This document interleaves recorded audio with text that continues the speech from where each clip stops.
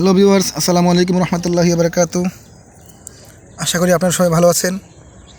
আমি দেখেছিলাম এর আগে আমরা কীভাবে স্কোয়াশ গাছে কী কী পরিচর্যা করতে হয়, সার কীভাবে দিতে হয়, সেই সারের নিয়মকানুন দেখাইছিলাম। তো ভিউয়ার্স, এখন আমাদের গাছের যে অবস্থা আলহামদুলিল্লাহ মোটামুটি ভালো। একটু পানির স্বল্পতা হয়ে গেছিলো, এই জন্য কিছু কিছু গাছ একটু দুর্বল। এখন মোটামুটি ইনশাল্লাহ অনেক ভালো, ফুল আসতেছে।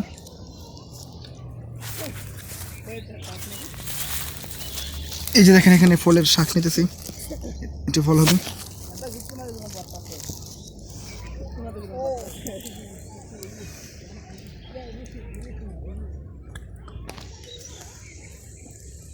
এই হচ্ছে আমার বর্তমান অবস্থা।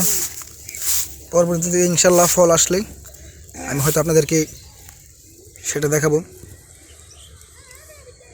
এটা হচ্ছে আমার নার্সারি, ঠিক আছে।